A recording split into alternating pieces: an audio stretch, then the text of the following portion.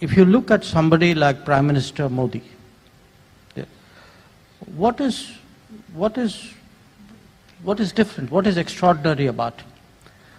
What is extraordinary about him is actually an enormous ability to sort of get the pulse of so many things, distill that into policy, into programs, into make it actionable. So leadership, you have to understand, has many aspects of it. Often, especially in a digital age, we see the end product. Okay. The end product is, say, Prime Minister talking to you or to the nation, in Man Ki Baat or in some address. But behind that, and for me, as you know, I'm very new in the world of politics. I have observed politicians all my life. I mean, one of the things you get to do as a diplomat is you meet politicians abroad, you meet politicians in India. So it's one thing to actually watch politicians, it's another thing to enter the world of politics.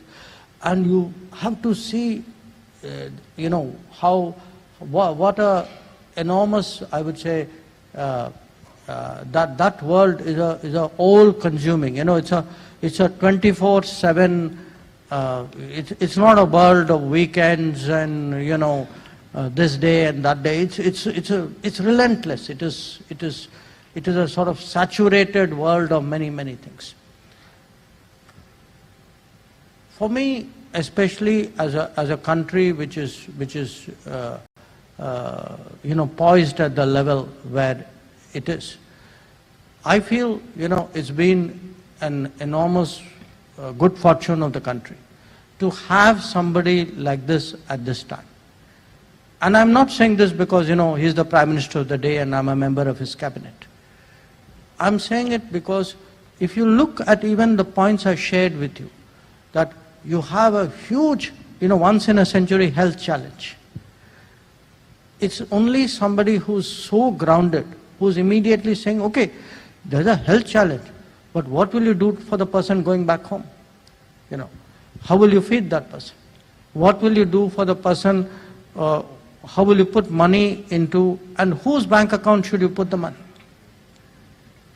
The idea that we should actually focus a lot on the women, that the women will manage that money better.